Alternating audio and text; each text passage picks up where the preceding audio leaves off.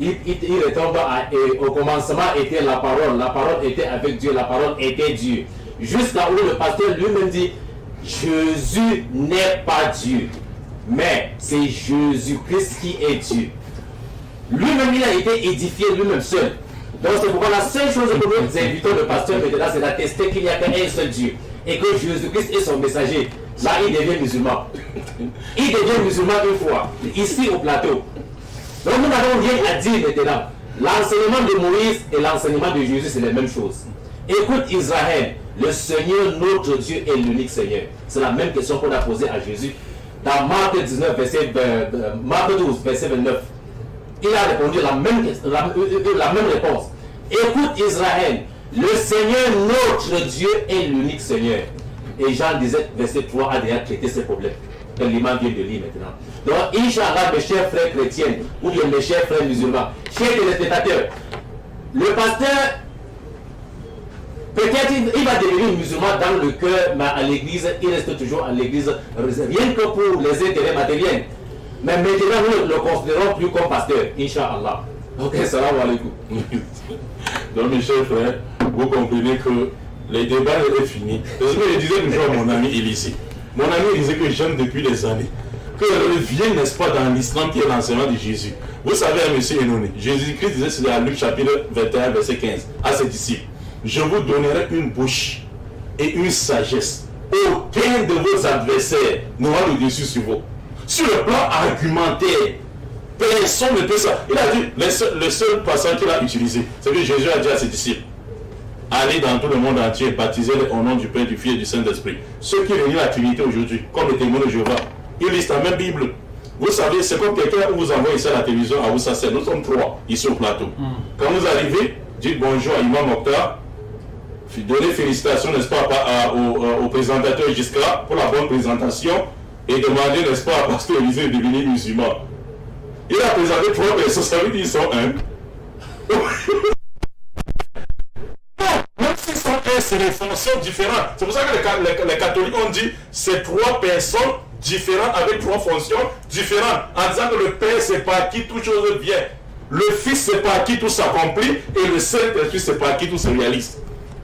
Donc c'est ça. Comme ils sont sortis des catholiques, ils ont imité cette trinité de personnes chez les catholiques pour faire la trinité de fonctions. C'est au moins pour les catholiques qui est compréhensible. Pour dire c'est le Père qui crée toutes choses. Le Fils vient accomplir et le Saint-Esprit vient réaliser. Vous comprenez un peu. Mais il dit non, c'est Dieu qui est venu remplir ces 3 fonctions. Père au ciel, venu sur la terre de forme humaine. Alors que le roi Salomon, mon ami Élisée, 2 Chroniques chapitre 6 verset 18, on a dit ceci. De Dieu viendra visiter ton palais. Il dit quoi? Il s'est levé sur sa chaise, son trône.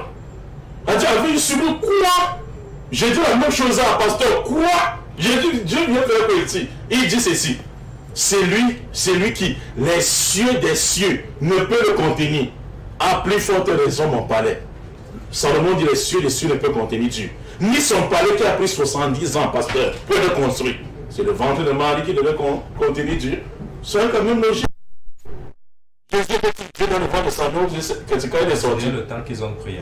Bien sûr, mais vous avez tout le temps. Vous comprenez un peu. Voilà, prophète. On dit, l'imam Mokhtar dit si le palais du roi, si le palais de Salomon ne pouvait contenir Dieu, le ventre de Marie, combien de fois le ventre de Marie pouvait contenir Dieu? Je dis ceci, hein, et tous les téléspectateurs me suivent. La compréhension musulmane est vraiment erronée. Parce que ici, c'est régner l'omnipotence de Dieu. Or, quand on parle de l'omnipotence, c'est Dieu peut tout. Il peut tout faire. C'est comme si vous dites que Dieu a créé le monde, il a créé les cieux et la terre, et il ne vient pas lui-même voir ses créations ou ses créatures.